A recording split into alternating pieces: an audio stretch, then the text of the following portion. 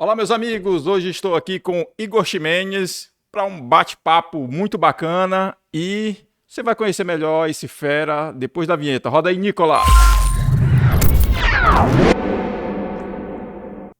Olá, conectados de plantão. Está começando mais um Oficina Cast. Você sabe, o podcast da agência mais criativa desse Brasil, que é a Oficina Digital. Estamos aqui hoje com o meu amigo Igor Ximenes. É Tudo isso aí, beleza? Denis. Ótimo, muito bom estar aqui com vocês, rapaz. Show de Gostei do teu bola. cenário, gostei de tudo. Tô ficando inspirado aqui, né? Olha aí, Gostei beleza da tua pura. caneca. Muito legal. Show de bola. E para começar, meu irmão, é uma satisfação ter você aqui na nossa agência. Pô, que benção. Bom estar E, aqui. e é isso aí, vamos bater um bate-papo aí. Mas primeiro, assim, quem é o Igor Ximenes? De onde Ih, vem? É ih. paraense mesmo? Como é que é o negócio? Conta um Igor, pouquinho dessa história aí. Igor Ximenes. Igor Ximenes eu nasci em Castanhal. Eu fui o único a nascer em Castanhal da minha família, porque minha família é de cearense e piauiense. Eita, É uma mistura nordestina arretada, né? arretada, da E é- boa. Mas eu nasci em Castanhal, eu sou o mais novo de três irmãos, né? Eu tenho a mais velha, que é a Laiane, tem a do meio, que é a Lenara, e tem eu. Eu sou o mais novo e não parece, mas todo mundo diz, cara, mas eu sou o mais novo dele. E tudo na minha vida foi muito cedo, Denis. Muito cedo. Acho que é por isso que eu tomei o lugar da Laiane, porque tudo na minha vida foi muito cedo. Fui cedo para empreender, fui cedo para trabalhar, fui cedo para casar, fui cedo para me converter, fui cedo para tudo. Pra tudo. Para tudo foi muito rápido. Fiz muita bobagem cedo também, mas graças a Deus, Deus me alcançou cedo também. E estamos aqui. Então, o Igor é um pai de família, tem Sim, tenho dois filhos hoje, o Samuel e a Sofia. A Sofia Samuelzão primogênitos. abençoado, A Sofia é a elétrico. cópia da mãe dela, né? Tem 11 anos de idade. E o Samuel tem 6 anos, é minha cópia. Vai fazer 7. Ele é agitado, ele fala muito, ele se relaciona, ele fala com todo mundo. O Samuel é daquele jeito, né? Graças a Deus, temos dois filhos saudáveis, abençoados. Eu vou fazer esse ano, agora em novembro, faço 16 anos de casado, Show de bola, né? tá? Casei com 22 anos, Eu já né? completei Então, os 20. olha que benção, né? Então, pai de família, empreendedor, pastor, o que mais? Tem mais alguma coisa aí que a gente não sabe? Cara, eu comecei a empreender, porque assim, a gente vê muito a questão da empresa, né? Mas eu lembro que quando eu tinha ou 14 ou 15 anos, não recordo, acho que 14 anos, eu fui pra Belém fazer um curso. Minha mãe colocou num curso. Minha mãe sempre teve uma visão um pouco mais ampliada, né? E eu peguei um pouco disso dela. Me colocou num curso, na época nem tinha aqui de manutenção, mexer em computadores e tal. Castanhal não tinha isso, só tinha a do Humberto, acho que é Mister Print. Só tinha dele e ele foi. E ela me colocou nisso. E eu lembro que 14 anos que eu tinha, eu ia para Belém 5 horas da manhã, passava a manhã inteira lá estudando, um intensivo de 6 meses. Voltei, comecei a trabalhar com, na época, meu cunhado, que era casado com a minha irmã. E eu, com 15 anos, já comecei a ganhar 3, 4 salários com 15 anos. Caramba. Então eu comecei a empreender muito cedo. Nessa época mesmo, tentei vender carne, não entendia nada de carne. Me disseram que era muito legal comprar carne em São Miguel e vender aqui. Aí eu fui para São Miguel, eu tinha meu carro com 15 anos, né? Como assim? Que Vender carne? absurdo, né? Vou lá vender. Vender carne, pegar carne lá, Dava. falaram para mim, vamos comprar Dá dinheiro. filé, só o filé, coisa de filé em São Miguel, vamos vender em Castanhal que dá dinheiro. Peguei o dinheiro que eu tinha, R$ 1.000, não lembro na época, fui comprar filé em São Miguel, não vendi nada. Mas isso vai forjando a gente, né, Denis? Isso vai forjando a gente. E é muito interessante como as coisas acontecem, até que com. Eu não lembro exatamente agora, eu era. Antes de eu casar, acho que eu tinha uns 20 anos, eu entrei num negócio com meu cunhado. Eu não tinha dinheiro para entrar nesse negócio em Belém. E nós abrimos um negócio, ele entrou com dinheiro, eu entrei com trabalho. Uma sociedade que não deu certo também, não deu certo, assim, deu certo para ele, depois ele continuou com a empresa, mas para mim não deu certo. Então, eu lembro que desde 14, 15 anos eu estou empreendendo, né? E é muito interessante. Até que eu fiz um empreendimento, trabalhei em banco, trabalhei no Itaú, trabalhei no Pan-Americano, na época, eu não lembro, 2007, Foi 2 anos apenas que eu fiquei, ou 3 anos no mercado financeiro. Não era agência, era mercado financeiro. Eu atendia as concessionárias de veículos, tanto usados quanto novos, em Castanhal. Cheguei a atender até Altamira, acho que Altamira, no Pará, longe, eu ia de avião. E depois disso foi que começou um empreendimento que deu certo, que foi em 2009, eu iniciei a construção de uma franquia chamada Eurodata, aqui em Castanhal. Conheço. Então, aí eu comecei a dar certo. Aí É? começou. Não, não que aí comecei a dar certo. Bem antes, eu estava indo bem no banco, tudo, mas o empreendimento que deu certo, né? Aí Os você saiu do outros. banco Eu saí do banco, minha esposa foi uma para grande fundar a incentivadora Eurodata. para fundar a Eurodata. Eu lembro que foi na época que houve as fusões dos bancos. Não sei se você lembra. Eu saí do banco, eu estava com 3 propostas para voltar para o Itaú. Eu tinha recebido uma proposta na época do Bradesco, que era a Finasa, que era a financeira, né? Todos eles Uhum. têm a financeira por trás. E a Finasa, que era do Bradesco, e a ABN. E na época o ABN foi comprado pelo Santander, o Finasa comprou, se eu não me engano, o banco BMG, alguma coisa assim, e o Itaú comprou o Unibanco. E nisso eu fiquei esperando. Eu recebi proposta dos 3, tinha feito até o teste psicológico novamente já em um banco, e fiquei esperando a proposta dos 3 para saber qual eu iria. Isso foi em 2009, no início de 2009. Eu tinha saído do Pan-Americano e estava esperando. Eu estava bem cotado no mercado, porque nesse mercado de, não sei como é que está hoje, mas na época, operador financeiro, eles eram poucos bem cotados, assim, em Castanhal, Belém, na região, e eu estava com 3 propostas. E eu aguardando a proposta, na época, minha irmã morava em Santa Catarina, o Jean que esteve aqui, Uhum. morava em Santa Catarina, lá em Itajaí, fomos passear, tirar uma férias para lá, e depois fomos para São Paulo para a feira da ABF, que é a Associação Brasileira de Franchise, né? Minha esposa, a família dela já vende franquias, né? Que é o Grupo Boticário, e ela me incentivava muito para ter uma franquia. E eu gostava muito de uma franquia de alimentos. E eu lembro que eu cheguei na feira, eu saí de Itajaí, Santa Catarina, fui para São Paulo para essa feira, esperando a proposta dos bancos. E eu lembro que eu fui atrás dessa franquia de alimentos. Eu gostava do alimento, não tinha no estado do Pará, eu tinha comido lá no sul, que a gente sempre viajou muito, né? Isso foi uma das bênçãos que eu gosto de fazer, então, É muitas maravilhoso. inspirações de fora. Assim, a gente sempre viajou muito, há Muitas muito ideias lá tempo, muitas fora, né? ideias. A gente ia para Belo Horizonte muito antes, Rio de Janeiro, São Paulo. E aí, quando eu vim em Fortaleza e vi em Santa Catarina, não lembro bem, lá para aquela região ali do Vale do Itajaí, eu achei uma franquia de alimentos, não tinha em Belém, eu queria colocar no shopping, né?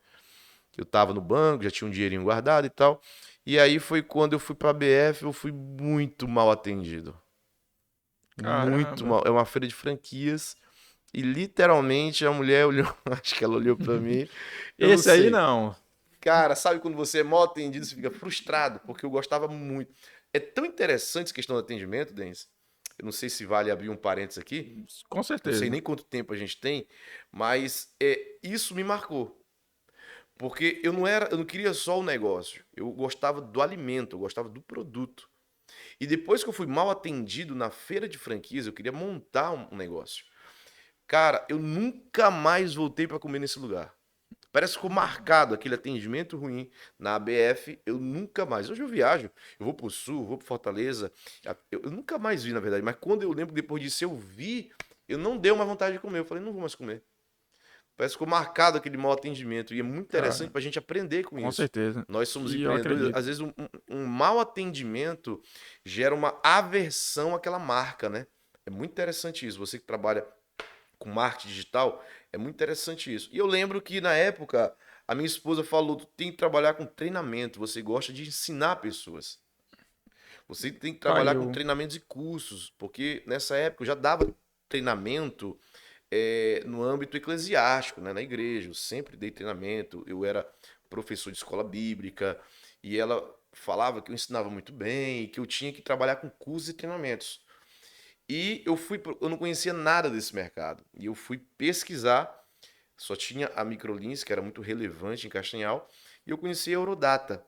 A Eurodata eu conheci na feira de franquia e a Eurodata foi o oposto Na mesma feira da mesma feira. E foi o do mau atendimento. oposto daquela empresa de alimentos. Foi atrás de um negócio, voltou Não, com os outro. caras me trataram como um príncipe. Parecia que eu era um milionário ali. Então, eu achei interessante, só que no fundo eu queria entrar no banco, porque o meu sonho era seguir carreira bancária. Eu queria ser gerente, eu queria ser regional, eu queria ser diretor. Eu sonhava com uma carreira no banco, né? E aí eu lembro que eu aguardando muito tempo, vi a proposta da Eurodata na época, eu não estava tão animado, fiquei assim, ganhava muito bem na época do. Eu lembro que. Eu não lembro, não vou falar valores aqui, mas dá para o pessoal fizer conta eles vão saber. Eu não lembro exatamente quanto era o salário em 2008, mas eu ganhava uns 10 salários. Uns Ó. 10 salários na época no banco. A financeira sempre pagou melhor. O banco de agência que a pessoa vai, a gente chama de varejo, né? Então aquilo é o varejo. A financeira é o que trata de negócios. E como eu trabalhava na financeira, que é negócio, eu ganhava muito bem. Naquela época já. E aí eu falei, cara, eu não vou sair do negócio que eu ganho 10 salários, 7, 10 salários Para para arriscar. arriscar numa empresa. Eu acho que não há sentido. E aí quando eu voltei para Castanhal com a proposta da Eurodata, eu tinha o dinheiro inicial para fazer, eu iria pegar um empréstimo bancário para realmente fazer o plano de negócio. Cara, parece que tudo deu errado. E esperando as propostas dos bancos. Eu falei, cara, não é possível. Esperei um mês, esperei. Não, esperei Parecia um estar dando mês. errado, né? Parecia estar dando errado, exatamente. Boa colocação. Parecia estar dando tudo errado. E eu lembro que é muito interessante, eu aprendi algo com o meu mentor, que é o pastor Josué Gonçalves. Ele diz uma coisa, Denis, que decisões decidem destinos. Boa. Decisões decidem destinos. E é muito importante, eu quero abrir um parênteses aqui, para você que está nos assistindo agora, é, valorize, se você tiver, tem gente que não tem, mas valorize mentores e conselheiros. Valorize. Tenha mentores e tenha conselheiros. Cara, é muito importante isso. E eu lembro que eu fui orar, né? Eu sempre, antes de tomar uma decisão, eu oro, saber, eu faço alguns testes com Deus. E já em 2009, há 12 anos atrás, né? É isso Rapaz, está aí. passando o tempo rápido, hein? Já é. 12 anos atrás, eu lembro que eu fui orar. Eu tinha 3 propostas. Eu tava me. Sabe quando a gente se sente valorizado? Eu tinha 3 propostas bancárias. E eu me sentindo muito valorizado. Cara, vou escolher em qual banco que eu vou entrar. E nada de acontecer. Eu lembro que eu falei com uns 2 gerentes e falaram, cara, tu sabe, né? O Itaú comprou o Unibanco. Aí eu falei com o do Bradesco. Então, o Bradesco comprou o banco BMG, se eu não me engano foi o BMG, ou foi o HSBC, BMG, eu não lembro qual foi na época. E a gente tá, todos eles estavam fazendo fusão. E na fusão, eles demitiam algumas pessoas, mas eles não podiam demitir todo mundo. Então, eles estavam agregando e recolocando todo mundo no mercado de trabalho. E eu fiquei esperando. E esperei. E a E Eurodata nada. ligando pra mim. Eu falei, cara, eu vou ter que investir Mas dinheiro que já eu nem tinha se tenho. apaixonado pelo negócio da Eurodata, Eu não da tinha. educação, Não, sair do não, banco para a não. educação, ainda estava. Não, a minha paixão era o banco. A minha paixão era o banco. Só que uma coisa, minha esposa, que foi uma ajudadora realmente nessa época, ela abriu meus olhos. Ela falou: Você gosta de ensinar. Então tu vai se dar bem nesse negócio e tal. Eu falei, cara. E um operador de negócio no banco nada mais é do que um vendedor, um Uhum. representante, né? Mas operava na bolsa, Não, eu operava, ações, não, alguma mercado coisa assim. de automóveis, Uhum. né? Então todos, financiamento de Ah, veículos, tá. basicamente financiamento de veículos. Então nós tínhamos negócios, tinha que ver taxas e relacionamento com principalmente o gerente ou o dono da concessionária. E aí, nesse negócio todo, ela abriu meus olhos e eu lembro que eu pedi um conselho para minha sogra na época. Ela é uma mulher muito empreendedora. Por isso que eu digo, às vezes a Ó, palavra, uma frase de um empreendedor, às vezes pode mudar a nossa mente, pode mudar o nosso curso. E claro, eu fui orar. E quando eu fui orar, Deus, como é que tá o nosso tempo? Tá muito avançado, não, hein? pode ficar à vontade. Aqui Eu é não, limitado. para não abrir, porque é muito longo, mas é como se eu, só para você entender, você que está assistindo nos entender, é como se eu tivesse, não foi isso, mas só para você entender, é como se eu tivesse falado, Senhor, se esse telefone vier para cá, eu vou entender que é para Mas eu já fiz isso. Cara, foi exatamente como eu pedi pra Deus. Que não foi um telefone, né? Foi uma. Até a frase, tudo que eu pedi, quando eu entrei em contato, aconteceu isso. Exatamente na hora veio uma paz no meu coração. E eu falei, eu não vou mais esperar o banco. Por isso que eu digo, decisões decide destino. Olha o que aconteceu, Denis. Eu falei, eu vou montar um negócio e vou esquecer as propostas do banco. Só que na hora eu pensei, eu não tenho dinheiro. Eu só tenho o inicial. E agora? Eu tinha 10 a 20% do dinheiro que precisava para montar um negócio. Eu falei, e agora? O que eu vou fazer? Eu vou falar com a minha sogra, eu vou falar com quem, eu vou no banco, porque crédito eu tinha, né? Vou pegar no banco um empréstimo. Aí eu decidi. Aí eles me ligaram da data e falaram, olha, eu tenho um desconto agora. Eu lembro que era julho, final de julho de 2009. E julho é veraneio e as passagens de avião são caríssimas, né? E eu falei, cara, se você vier agora em julho, fechar negócio, a gente dá um desconto. Eu falei, mas julho nem dá, é muito cara a passagem, comprar em cima da hora. Aí eles falaram, a gente desconta da taxa de franquia, pode comprar passagem. Aí foi. Só que eu já tinha o sinal, né? Na verdade, eu tava só negociando com eles. Aí eu fechei negócio. Eu lembro que eu fechei negócio com eles pelo telefone, sem ter ido ainda, Denis. Pelo telefone eu falei, negócio fechado. Eu ia comprar passagem para viajar. 2 dias depois, um banco me liga. Não é possível. Igor, deu certo, pode vir. Ah, Aberto a não. vaga. E aí, como é que fica a E mente? aí é que eu digo que decisões decidem destino. Cara, quando você decidir um negócio, você vai ser provado nisso. Só que eu tava, Isso aí é eu uma... tava, eu tava muito bem resolvido. Eu falei, ô querido, eu agradeço, mas eu saí do mercado. Mas saiu do mercado por quê? Eu falei, porque eu tô montando um negócio. Rapaz, parabéns, ele me deu parabéns. Olha, se tomara que dê certo. Mas se não der certo, nós estamos com a porta aberta. Eu falei, não, obrigado e tal. Quando foi depois de. Foi logo antes de eu viajar. Eu lembro que eu viajaria uma semana depois. Acho que uns 4 dias depois, o outro banco me ligou. Não. Igor, tá tudo certo. Tá de brincadeira.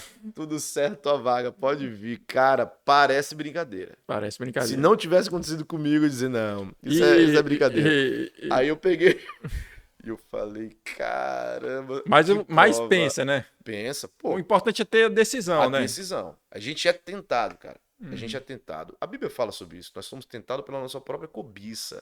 E era algo que estava no meu coração, era uma paixão que eu tinha. Era banco, né? Eu passei 2 anos e pouco em banco e eu amei trabalhar em banco, né? De certa forma, foi uma decisão Foi difícil, uma né? decisão difícil. E aí eu peguei e eu falei para esse banco também, eu falei, não, eu agradeço, mas eu tô fora do mercado.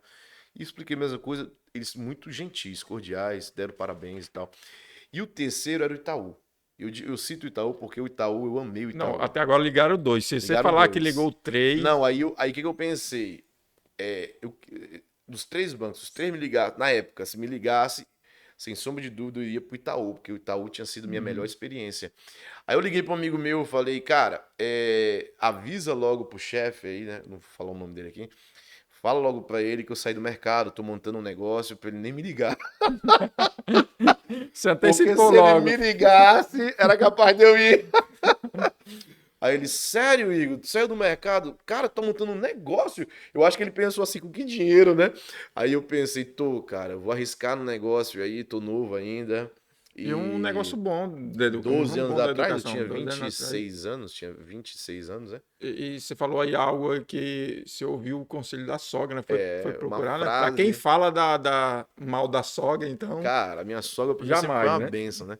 Tivemos alguns probleminhas no início, mas foi bobagem. Ela é uma mulher que sempre, ela inspira, né? Ainda mais pelo empreendedorismo dela.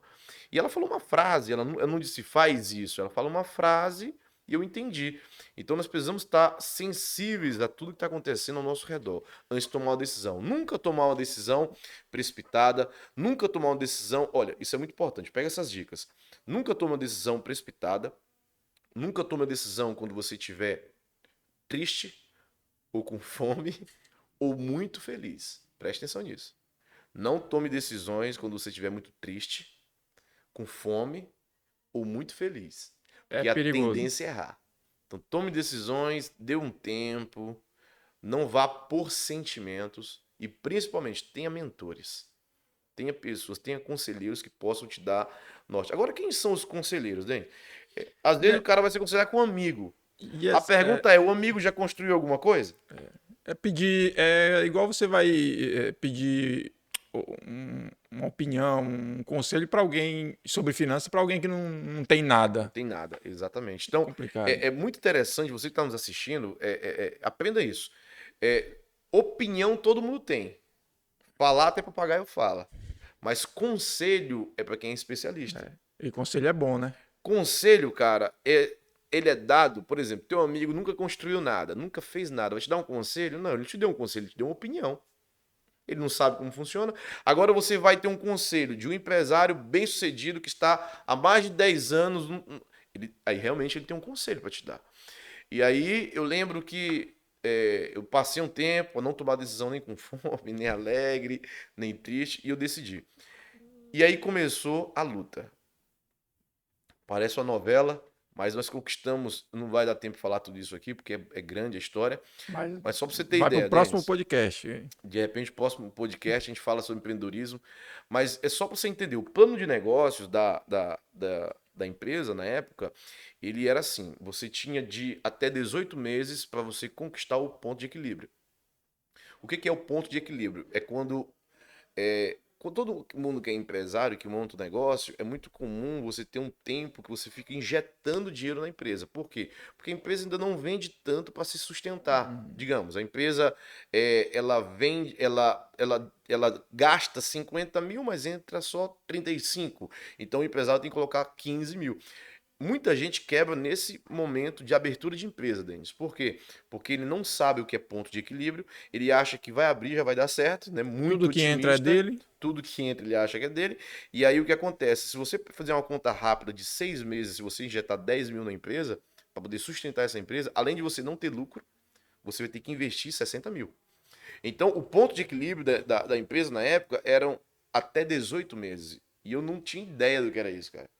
Meu, Eu arrisquei, eu falei, cara, eu sabia o que era na teoria, mas na prática eu não tinha ideia. a empresa tinha que faturar, Ela tinha que tinha que faturar dar para se lucro. pagar. Não, ela tinha Tinha que, que se pagar logo no ela tinha primeiro que mês. pelo menos, ela tinha que pelo menos, exemplo, que 50 mil de despesa, tinha que dar 50 mil de entrada. Eu falei, meu Deus, Não e é- agora? E aí eu lembro que, eu vou falar aqui pra algumas coisas que eu lembro para você entender. Eu lembro que o plano de negócio da empresa era 150 mil. Eu tinha uns 40 mil só. Não, perdão, eu tinha uns 50 mil. Eu peguei 100 mil emprestado do banco. Eu falei, nunca tinha pego um empréstimo. Eu falei, tô ferrado, né? 100 mil emprestado no banco. E aí, montei um negócio, ficou lindo, muito bacana. Só que aí, eu não contava com plano, com um ponto de equilíbrio, cara. E aí eu lembro que no primeiro mês a empresa, tipo, não lembro os valores agora, mas, tipo, gastou 40 mil e entrou 30. E agora, o que faz? Bota 10. E não Rapaz, eu tinha. lembro que eu peguei minha esposa e falei, cara, a empresa precisa de dinheiro, não tenho dinheiro pra nada. Aí eu lembro que na época ela baixou, aí primeiro mês, Eu eu já peguei, tinha ido pedir conselho pra sogra de novo. aí eu falei, não, vai ter que dar certo esse negócio. Primeiro, o plano de negócio era quantos meses? 18. Eu falei, esse negócio tem que dar certo. Porque eu não vou ter dinheiro pra isso. Aí minha conta ficou logo negativo. Aí eu falei, segundo mês, de novo. Aí eu falei, Jesus amado, o que eu fiz da minha vida? Eu não tô ganhando dinheiro, eu tô gastando o que eu não tenho e eu ganhava tão bem. E é desse jeito, irmão. Empresa é desse jeito. Aí eu lembro que a Passa Lília, tanta coisa na né, cabeça. a Lília baixou 20 mil de empréstimo pessoal. Cara, pra quem sabe o que é CP, empréstimo pessoal, a taxa é muito alta. Ela pegou 20 mil na conta dela, eu peguei 30 mil na minha conta, ficou 50 mil. E eu peguei, comprei umas coisas no cartão, utilizei meu cartão de crédito, na época eu tinha um limite de uns 15 mil. Juntou tudo, ficou Só, 65 só mil. nessa conta aí, pra mim, ainda não fecha ainda. Muito bacana. Aí, Isso é só pra respirar, né? não, isso é só para pagar a conta, eu fiquei com medo, o que eu vou fazer, né? Aí no terceiro mês, nós conseguimos o PE, que é o ponto de equilíbrio. No terceiro já. No terceiro mês, Então já- ela se pagou. E aí o pessoal na franqueadora falaram, cara, o que tem em Castanhal que esses caras estão conseguindo isso? De E aí, 18 pra 3, hein? e aí era 18 meses. O retorno de investimento, que era o lucro, era até 36 meses. E eu falei, não tem que ter lucro logo. Esperar 3 anos para ter lucro. Não dá. E nós tivemos números tão importantes, Denis. eu lembro que eu inaugurei realmente a empresa em janeiro de 2010. O início de janeiro, se eu não me engano, foi 10 de janeiro de 2010. E eu lembro que em janeiro de 2011 nós estávamos com lucro, e um bom lucro. Em Maravilha. 12 meses exatos, nós conquistamos lucro. E eu lembro até que eu tinha um cofre na empresa, e de um amigo meu que trabalhava comigo no administrativo, tinha muitos funcionários na época. Que loucura, né? Tinha dinheiro pra nada e cheio de funcionário. E aí eu lembro que eu paguei todas as contas, tudo, cara, royalties, tudo, tudo. Maravilhoso. Aí sobrou dinheiro, eu falei, meu amigo, tá sobrando dinheiro aqui, que conta que a gente tem que pagar? Eu era tão acostumado a pagar conta que eu não tinha olhado o sistema ainda, só pagando conta, pagando conta. E ele falou, não, todas as contas já foram pagas. Eu falei, não tem como, tem dinheiro no cofre. Ele, todas as contas foram pagas. Eu falei, não tem como, tem dinheiro no cofre. Aí eu abri Paga o aí, acha cofre, gente pra peguei e pagar. tinha 15 mil sobrando. Eu falei, cara, tem alguma coisa errada, a gente cobrou mais de alguém, vamos ver de novo. Eu abri o sistema, fui ver, tava com 15 mil de lucro. O primeiro mês. O Eu primeiro fiquei mês de muito lucro, né? feliz. No segundo mês de lucro, eu comprei um carro zero. Muito novo, né? Só pensava nisso. E de lá pra cá, graças a Deus, Denis, foi um tempo interessante. A gente conquistou, Herodata chegou a ser o maior faturamento do país. Pra você tem ideia? Cara, Então, tinha quase 400 unidades na época, isso alguns anos atrás, né? Quase 400 unidades espalhadas no país. Tinha, se eu não me engano, 360, 380. E Castanhal chegou a ter o maior faturamento do país, do Brasil. Ganhamos muitos prêmios de venda, várias vezes maiores vendas no Brasil. e E foi um naquele tempo muito período a bom. concorrência é muito baixa ainda, né? De, É, de, de escola. a gente sempre teve a maior concorrente que foi a A Microlins, né? Microlins. Mas aí tem espaço para todo mundo, na Tem. verdade. Nós chegamos a ter 2.000 e poucos clientes, alunos, 2.000 e poucos alunos, escola profissionalizante. E mesmo com os evadidos, que a gente chama, são aqueles que deixam de estudar, nós ficamos com 1.400, 1.500 ativos, frequentando aulas. E isso é um número, para quem está me assistindo, tem escola, sabe que são números absurdos para a escola. Uma escola boa, escola com 500 alunos é uma escola boa. Hum. E nós tínhamos 2.000 alunos, 2.100 alunos nós chegamos a ter, 2.100, 2.200 alunos, e realmente revolucionou a cidade, cara. E essa sua jornada empreendedora aí continua. O que aconteceu? Eu vi outras Eurodata, vi Belém, né? Depois vendia de Belém, aí já foi uma questão vocacional, né? Aí eu entrei de sócio com a minha irmã, sou sócio até hoje do Instituto Beleza, né? Na época, fez 10 anos de franquia, quando fez 10 anos de franquia, eu não queria mais ter franquia, porque ainda tenho hoje, mas a franquia ela é muito boa, só que ela te causa uma certa cobrança, né? E mudou muita coisa no mercado. E eu entrei numa. Eu sempre me dei muito bem com o pessoal da Eurodata e foi quando nós encerramos a nossa a parceria, digamos assim, de franquia. E eu comecei a apostar mais em faculdade. Hoje nós temos um polo de faculdade que, graças a Deus, hoje, 2021, ela é a maior faculdade EAD do Brasil, que é a FAEL. A FAEL tem o maior número de alunos EAD, faculdade de distância no É Brasil. presencial e online ou é só Não, online? é online. Nós temos a opção, se a pessoa quiser ir no nosso polo, estudar, não tem um computador, não sei como, sem problema. Pode frequentar gratuitamente o nosso laboratório e estudar lá. Esse número de aluno é grande ou não? É um percentual Eu não, mínimo? Como é que tá essa galera que estuda? Tá todo mundo com computador, com internet em Porque hoje casa? você estuda Tem na uma, palma da mão, né? Você pode estudar pelo todo mundo celular, tem, né? né? Então a plataforma você estuda pelo celular, pelo tablet, por notebook, do jeito que. Hoje tudo é na palma da mão, Então né? Então praticamente não a tem. plataforma da Fael ela é fantástica e é muito barato, né? Uhum. Então a Fael, inclusive, está vindo com novidade, tá vindo cursos aí na área da saúde, né? Eu não sei exatamente, porque hoje eu não estou mais na frente do negócio, Denis, né? É uma outra É outra história. história. Então, em 2015, eu costumava dizer que eu sou. Na época eu dizia assim: eu sou empresário de profissão, mas eu sou pastor de vocação. Eu fui consagrado a pastor em 2015. E aí. Desculpa. Ainda fiquei muito tempo na frente da empresa. E aí o negócio é, puxa muito, né? Muito. A gente tem que ter uma dedicação total, né? Eu lembro que em 2018, eu, em oração, Deus começou dentro de mim, me cobrar muito. Ninguém me cobrou, foi o próprio Deus. Aí deixando as empresas. E foi o que eu fiz. Em 2018, comecei um processo de saída das empresas. E o que é processo de saída? Nunca saída. Elas são, ainda sou sócio das empresas, mas eu sou uma espécie de mentor dos meus sócios, um estrategista, né? Eu não fico mais operando o negócio, Uhum. não opero mais o negócio. Quando perguntam para mim, eu não sei. E não sei mesmo. Por exemplo, se perguntar no número de alunos, não sei. Então, hoje eu tenho uma função lá ainda, que é uma vez na semana, eu dou mentoria para eles. A gente faz reunião estratégica e, quando precisa, eu dou treinamento tanto para eles quanto para os funcionários. Mas Bacana. é uma questão muito mais estratégica, né? Eu não estou mais na operação do negócio. Eu não faço o negócio acontecer. Uhum. Mas como, graças a Deus, nós tivemos Então, muitos cases. você indo pro ramo de beleza, a mente fica um pouco aqui, mas é só mais nessa questão de mentoria, né? Ou Ou não. atuou, entendeu um pouco Em sobre 2016, o mercado da beleza? em 2016, eu entrei como sócio, né? Já existia o Instituto Beleza. A Gabriela e a minha irmã, a Laiane, abriram o Instituto Beleza em Castanhal. Em 2016 eu entrei como sócio.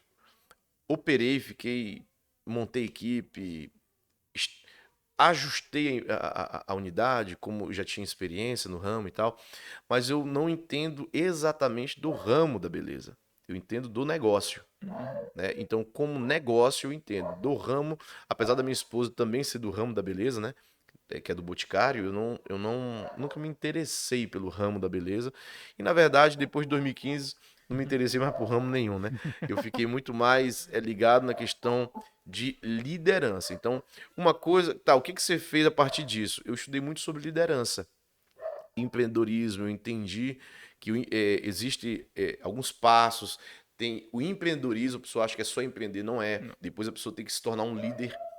Depois de se tornar um líder, na verdade, o processo é outro. Você se torna um empreendedor, depois você se torna um gestor, que é um administrador, depois você aprende sobre ser líder, líder por inspiração, porque até então eu falhei nisso, eu errei nisso. Eu confesso que eu fui um mau líder por muito tempo na Eurodata e eu não liderava por inspiração, eu liderava talvez por forma autoritária, de alguma forma assim. Mas são passos que um empreendedor ele vai aprendendo. Alguns nem aprendem. Eu conheço Uhum. empreendedores com 30 anos aí que não aprendem. E aí eu investi, trabalho, tudo, monto equipe, treino equipe ainda, mas eu não estou operando mais. No Instituto Beleza nós temos supervisores, lá na FAEL, na Multifael, na verdade, a Multi, ela continua cursos profissionalizantes, até legal, que a gente continua com os mesmos cursos que a Eurodata tinha, a plataforma, Olha, eu show de consegui bola. diretamente da fábrica, né, do fabricante, que é em São Paulo, a gente continua e também, mas o nosso forte mesmo, o nosso investimento é no polo da faculdade, da FAEL. E o que eu faço hoje? Eu treino equipes, eu dou mentoria e eles trabalham, eles operam, né? Então, no ano passado, mesmo na pandemia, eu vendi parte da empresa, que é o polo da faculdade. Hoje a empresa tem um gestor, né? É meio a meio, que é o Henrique, ele hoje é o gestor da empresa, ele que toca a empresa, ele está na frente, ele que sabe tudo que está acontecendo. Eu sei, o meu negócio é muito mais com ele, né? Uhum. A mentoria com ele, porque em 2018 Deus falou para mim, que eu estava contando em 2018, Denis, ele falou: você é um empreendedor, eu coloquei isso em ti, mas agora você vai empreender no reino. Só que no reino a gente não empreende para ganhar dinheiro. No reino a gente empreende para ganhar pessoas, Polêmico, né? polêmico essa palavra, hein? Empreendedor do reino, mas vamos Empreendedor lá. do reino. E aí o que acontece? Deus ele me deu a condição financeira para não depender da igreja, graças a Deus, né? De ter Não um ser salário, ter uma pesado e bola boa. tal, né? Exatamente, de ser empresário, minha esposa também é empresária. Então, a gente tem os nossos salários das empresas, temos a oferta da igreja, até porque é questão de honra, né? A igreja, todo pastor tem que ser honrado. Não sou contra a igreja dar salário para pastor, quero deixar claro aqui, tá? Mas nós temos um certo privilégio de não precisar, entendeu? Na verdade, precisar a gente precisa, todo mundo precisa de dinheiro, de não depender da igreja. Bacana. Então, isso é um privilégio, É né? privilégio. Eu conheço, tenho amigos pastores que eles não têm esse privilégio e eu tenho muita compaixão deles. Eu sei como um pastor ele sofre, ele precisa realmente viver, porque imagina, o pastor hoje ele tem que ser psicólogo, ele tem que ser administrador, ele tem que ser empreendedor, tem que ser tudo. Todo mundo quer conselho de tudo, só que o cara não tem tempo para trabalhar fora para ganhar dinheiro. Então ele tem que depender de algum lugar. A igreja tem que sustentar. E muitas vezes a igreja é um pouco ingrata, não vê dessa forma.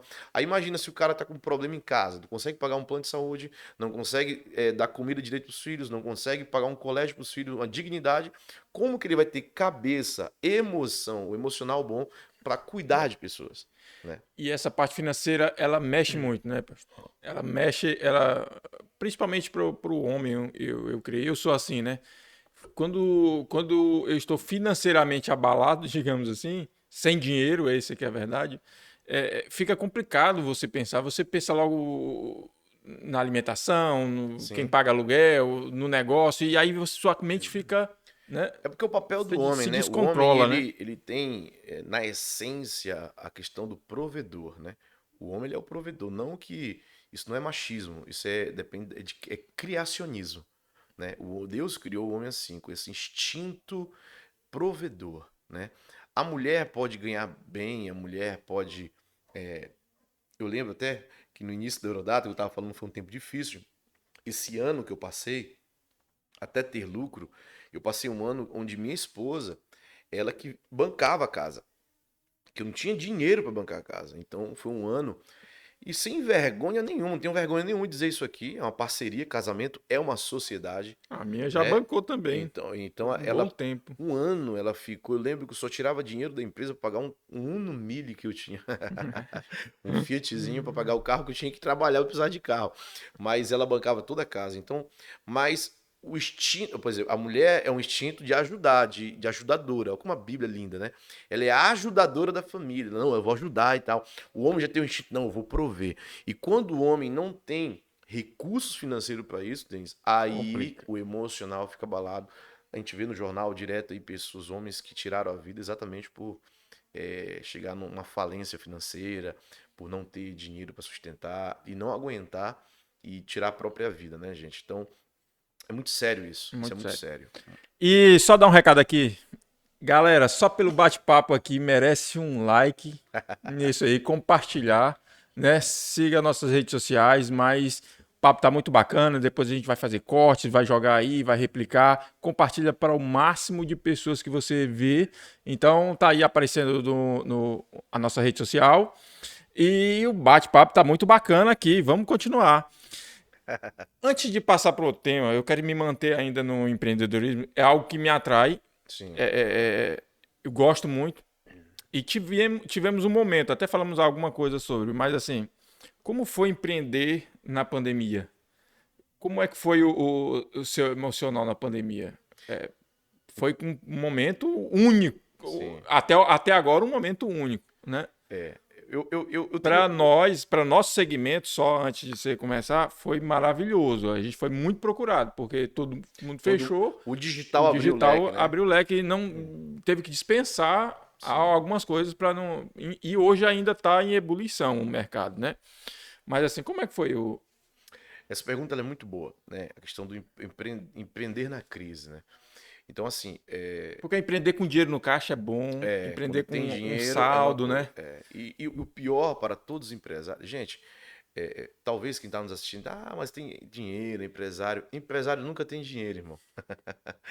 Empresário, a gente tem um salário, mas dinheiro não tem. A gente tem um prolabore que a gente vive bem mesmo. E a gente tem duas coisas boas como empresário, pode dizer como empresário. É um prolabore legal, que talvez tem muita gente com emprego que tem o mesmo prolabore, tem o mesmo salário que um empresário teria. É um prolabore legal. E a gestão do tempo que você pode fazer do seu jeito. Você pode viajar, sair quando você quiser. Fora isso, a responsabilidade, tudo que acontece é tão grande, não tem dinheiro. Então, da noite pro dia, e eu me vi assim. Tem É, ideia, o faturamento da empresa na pandemia não teve. Então, ele caiu para 15% o faturamento. Então, como é que você vai pagar as contas entrando 15% do que entrava? Como é que paga a conta, me diz? pois é. Então, uma vantagem de ser empresário é aí, mas tem tudo isso aí, toda essa peleja que você contou no começo, né? Para quem está pensando em empreender, é exatamente isso aí que você vai passar, viu? Eu passei, É muito, todo mundo nem, passou. nem muito, É, muitos não pra, aguentam. é muito não aguenta. Muitos É não aguentam. prazeroso, né? Mas Olha, é eu muito bom. contei a minha Mas história de 3 meses, a gente conseguiu pagar um ano, mas, por exemplo, dentro da Eurodata, eu aconselhei outros franqueados. Eu lembro que eu aconselhei um franqueado de Maceió, eu aconselhei um franqueado de Teresina, no Piauí, aconselhei um franqueado de São Paulo, aconselhei um franqueado do Rio de Janeiro, pessoas com 3, 4 anos que nunca ganharam dinheiro. já pensou? Então a minha situação foi diferente. Eu não estou dizendo que eu sou bom. Deus abençoou e aconteceu. Mas, Mas mas a questão do empreender, vou chegar na tua pergunta. A questão do empreendimento, eu sempre tive um lema, Denis. Eu nunca trabalhei por dinheiro. Nunca. Eu acho que porque desde o início dos meus 14 anos que eu falei aqui, 14, 15 anos, eu sempre comecei a ganhar bem, mas eu nunca trabalhei por dinheiro. Eu trabalhava por aquilo que me motivava, por aquela paixão. No banco era assim, não era o dinheiro. Apesar de eu ganhar bem, era a paixão pela carreira que eu queria. Quando eu entrei na, quando eu comecei a empreender em negócios, eu queria ganhar dinheiro, todo mundo quer, mas o que me movia, eu encontrei a minha vocação nessa área de treinamentos e cursos.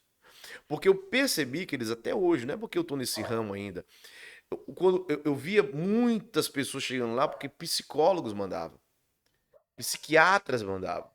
Eu via pessoas que mudavam, a vida eram completamente transformadas quando faziam curso. E é sério isso. Então, eu achei a minha vocação pastoral, eu já era evangélico, me converti com 18 anos, mas eu vi uma vocação pastoral na minha empresa. Quando eu começava a ajudar pessoas sem querer vender para elas. Eu lembro de uma vez ficar, sei lá, 40 minutos com a pessoa aconselhando, não era pastor, mas para aquela pessoa sair que ela estava com depressão. Então, é muito legal poder transformar vidas. Pessoas que se formaram, até hoje, pessoas que estão nos vendo, talvez fizeram um curso profissionalizante na Neurodata e hoje são empresários, a vida iniciou ali. E é muito legal isso, porque são vidas transformadas. E hoje eu faço isso através do Evangelho. Então, o que eu empreendi? Quando Deus falou para empreender no reino, nós temos alguns números também, se for olhar, se a gente for analisar de forma financeira e administrativa, nós demos certo na igreja também. Não era o nosso foco, mas a nossa igreja tem 6 anos apenas e nós já conquistamos muitas coisas que igreja com 20, 30 anos não conquistaram, Denis. E ano passado, especificamente, 2020, Deus colocou no coração, e aí, se eu já fazia isso antes somente como empresário nas coisas naturais, ainda mais se tratando das coisas do reino. Então Deus começou a nos incomodar em 2019 para nós termos uma igreja em Belém. 2018 incomodou algumas pessoas, eu fiquei assim, minha esposa, alguns líderes, começou a vir gente de Belém congregar com a gente em Castanhal, olha isso. Onde é que já se viu? Belém tem é. milhares de igrejas. E a E distância, né? aí os caras vinham congregar com a gente em Castanhal. Eu falei, que é isso? Então, 2019, começou a vir uma vontade de ter uma igreja em Belém. E o pastor José estava aqui, não, acho que foi antes da pandemia, ele estava aqui, foi em março. Não, quando foi a pandemia? Eu tô me perdendo no tempo. Ah, Não, perdão, foi março de 2020, né? Obrigado, Nicolas. Então, assim, nesse ano de 2020, antes da pandemia, o pastor José estava em Castanhal. Não sei se vocês lembram, no aniversário da nossa igreja. E ele lançou uma palavra e disse: você precisa abrir uma igreja em Belém. Em Belém, tem muita gente apaixonada pelo ministério. E eu guardei aquilo no meu coração, fui orar, e aí o desejo aumentou. E quando eu fui orar, quando foi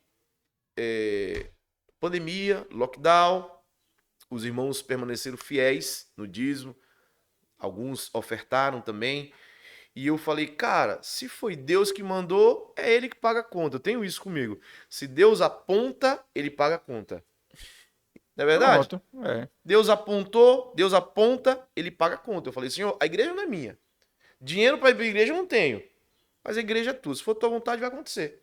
Eu conversei com alguns irmãos, conselheiros da igreja, com os pastores também. Falei, gente, quero abrir uma igreja em Belém. Deus colocou no coração desde o ano passado. O pastor José falou isso no início do ano. Vamos abrir? Vamos, pastor. Começamos a procurar ponto em Belém Ponto. em julho. Acho que, se eu não me engano, foi em julho. Achamos o ponto em setembro, pra você ter ideia. Fechamos o negócio, passamos um mês, reformamos e dia 10 de outubro de 2020 abrimos a igreja em Belém. E se você perguntar como, não sei. Nós tínhamos no caixa da igreja pouco dinheiro, bem pouco mesmo. E na verdade, eu chamo só de capital de giro, né? É aquilo que gira para pagar as contas da igreja. Mas eu falei com os irmãos, e os irmãos, eu falei, eu queria conselho deles. E teve um que falou, pastor, eu oferto. O outro eu vou ofertar também. Eu falei, rapaz, esse negócio é de Deus mesmo. Então foi. E aí eu peguei e conversei com o pessoal de Belém, que já tinha o pessoal congregando com a gente, alguns estavam congregando desde 2018 com a gente, Aqui? aqui. Eles iam só pro culto de Santa Ceia. Então nós já tínhamos umas 50 pessoas, 40 pessoas, eu acho, congregando com a gente de Belém. E aí eu falei, cara, vamos abrir a igreja de Belém. Eles ficaram muito felizes, foram atrás de ponto com a gente. E Deus começou a fazer milagre, começou pessoas a ofertarem de outras igrejas. Tipo assim, lá de Belém, o primo de não sei quem, o outro de Belo Horizonte era irmão de uma ovelha nossa, diz, eu vou ofertar tal coisa. Eu falei, rapaz, esse negócio é de Deus mesmo. E aí, em um mês, depois que a gente conseguiu o ponto era muito caro. Eu fiz uma proposta que eu digo, cara, esse cara não vai fechar, mas é pandemia, né? E aí, exatamente, eu acho que por ser pandemia, o cara fechou o aluguel com a gente. Depois que ele fechou o aluguel, tinha um IPTU que era mais mil e poucos reais. Eu falei, a gente não dá conta de pagar esse IPTU. Só esse aluguel tem que estar incluso. Vai em cima, vai embaixo, ele aceitou. Então foram alguns milagres e Belém ninguém aceita. E aí a gente fechou o negócio. A gente abriu a igreja dia 10 de outubro, a gente só devia os ar-condicionados e o som. Tudo pago, Denis. E eu fui olhar, aí eu chamei a tesoureira e falei, como foi isso? Ela, não sei, pastor. Na matemática O não dinheiro nem bate. passou aqui. Já foi direto para comprar as coisas. Não bate. E aí, cara, claro que é uma igreja. Para Uhum. mim, a igreja é algo espiritual, né? Não é Sim, algo. sim, com Mas certeza. eu tive. No final do ano 2020 também foi que veio o meu sócio. Né? Então ele empreendeu, desculpa, na Multifael. E foi quando ele chegou e falou: quero comprar 25% da empresa. Até hoje, na verdade, nós fechamos o negócio um dia desses para ele comprar mais 25%. Mas ele comprou 25% da empresa e queria operar, que ele queria aprender a ser um gestor. Eu achei legal da parte dele isso. E eu precisava de alguém para operar a empresa. Então juntou a fome com a vontade de comer, já viu? Pronto. E aí Deus faz essas coisas. Então tudo em 2020. Só que a empresa não estava bem, né? Depois que voltou, eu falei, cara, eu achei que eu ia quebrar nas duas empresas. Eu falei, como? E aí, para graça de Deus, o governo federal fez aquele negócio eu esqueci agora, um Do... empréstimo, Pronamp. Aí saiu um Pronamp pra gente, a gente pagou as contas, a gente conseguiu aquele auxílio do governo de pagar o salário de alguns funcionários, Uhum. outros não dava, não conseguiu, não sei porquê, a contadora, alguns funcionários não entraram nisso, e a gente ficou suando, pagando. Eu lembro que teve mês que eu tinha dinheiro meu pessoal para pagar algumas contas, e foi bem difícil, Denis. No final do ano 2020, nós conseguimos um milagre. Começou a campanha da Fael e nós ficamos em primeiro no Brasil. Em janeiro a gente não estava no Brasil, mas estava primeiro regional. Então Deus começou a fazer alguns milagres. A única palavra que eu tenho, cara, empreender na crise é que crise é um terreno fértil de oportunidade. É, né? Crise é. Para quem souber aproveitar, é um terreno muito fértil para oportunidades. E Deus fez um milagre. Literalmente foi Deus que fez um milagre. Nós saímos de quase quebrar, pegamos o Pronamp, pegamos o auxílio, pagamos todas as contas e quando viu, em poucos meses estávamos em primeiro na região norte, ou é do Pará, entendeu? Então assim, foi milagre, foi milagre. E tem que ser resiliente, né? Tem que ter foco, Perseverar. não perseverar. Muita gente se desesperou, conheci muita gente que era o tempo todo só. Eu parei de ver notícias para não como é que pode? O negócio focando, crescendo, muita demanda pra gente, mas se a gente desse muita atenção para aquilo que estava saindo, era complicado, né? O Exatamente. emocional, o pessoal ter que ficar de home office, foi aí que hoje a gente tem pessoal de home office, mas assim, funcionou, e eu falei, caramba, tá aí um novo, enfim, mudou a nossa perspectiva, a nossa visão e tudo mais. Mas muito bacana, é, esse lado empreendedor, acho que muita gente já foi abençoado, né, com essa Hoje a palavra. gente depende do reino e o que a gente quer hoje, no reino de Deus, a gente quer deixar algumas sementes para Castanhal, né? Então a gente está abrindo, adquirimos uma chácara, inclusive um pouco antes da pandemia, em fevereiro, adquirimos uma chácara, né? Eu entrei com uma parte de recurso próprio meu, né? E a igreja tá pagando até hoje, né? A metade da chácara que a igreja está pagando, né? E logo que eu fechei negócio em fevereiro, em março veio o lockdown. E eu falei, cara, então a gente viu muito milagre em 2020, mas a gente quer fazer. Só existe uma casa de recuperação de casamentos no Brasil, Que que é é do do... nosso ministério, lá em São Paulo. A gente quer fazer uma aqui em Castanhal, para ter uma em cada extremo do país, né? Então, eu creio que vai atender não apenas Castanhal, mas o estado do Pará, o Maranhão, o Piauí, o estado do Amazonas também.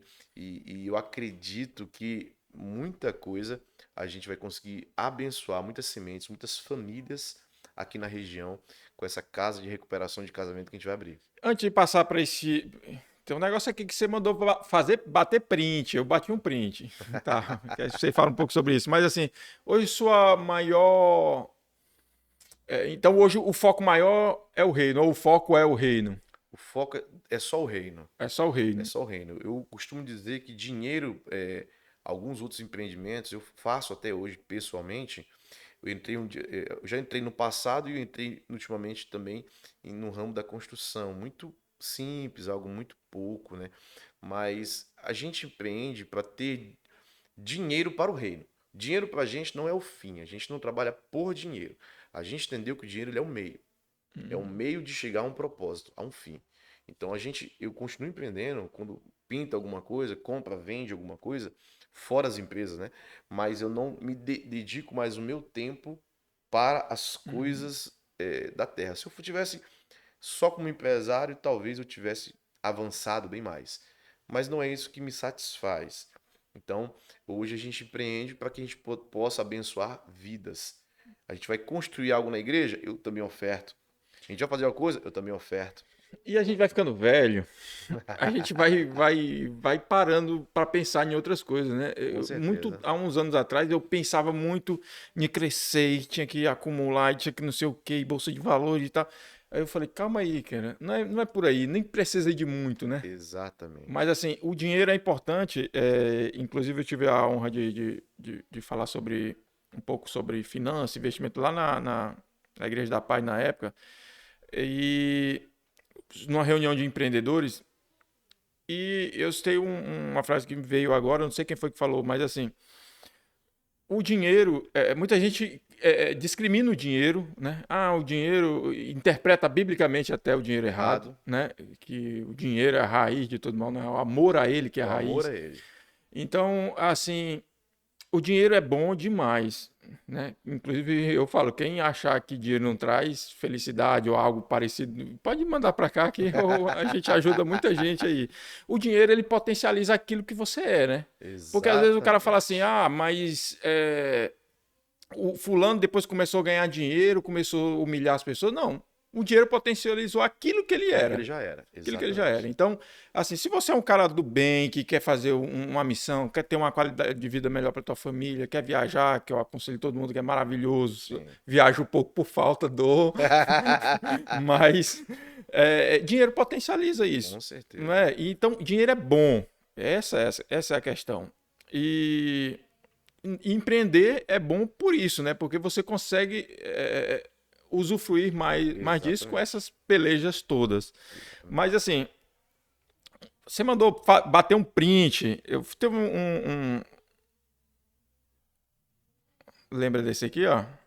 2020 aí, ó. Olha que legal. Você pescando não sigo, né? Aí, ó. Tava dando aula de Não sei. empreendedorismo. Não vai dar porque dá focado. Você falou assim, printa aí, fala aí. Explica um pouco sobre conhecimento é poder. Você estava falando sobre isso, Sim. né? Que aí fala que investimento, conhecimento, profissional de alta performance, um pouco nisso também, porque as pessoas hoje a internet ela tá dando muito a visibilidade, né? As pessoas estão indo muito atrás. Aí com isso surge os coaches. Tem coach motivacional, coach não sei o quê. A gente até falou isso com o Jean. E aí as pessoas ficam atrás de muita coisa. Hoje todo mundo sabe fazer marketing digital, não sei o que, e olha que eu estudo muito. Mas assim, a gente fica nessa vibe e aí as pessoas buscam muito esse conhecimento. De fato, o conhecimento é poder. Explica um pouco mais sobre. Muito legal isso aí, Denis. Antes de responder a tua pergunta, você falou sobre o dinheiro, né? Porque as pessoas, o português, a língua portuguesa, ela não explica muito bem quando fala de amar, né? Então, assim, gostar é diferente de amar. Eu gosto de dinheiro, mas eu não amo dinheiro. Então, o que é o amar? O amar, se você for para a raiz da palavra amor, tem a ver com sacrifício. Tem a ver com dar a vida até por isso, entendeu? Então, tem pessoas que realmente o dinheiro está em primeiro, né? É aí que fala em 1 Timóteo, no capítulo 6 fala sobre isso, né? Que é o amor ao dinheiro é a raiz de todos os males. Por quê? É aquele que dedica a vida para ganhar dinheiro. Então, tá, mas você ganhar dinheiro para quê? Qual o sentido?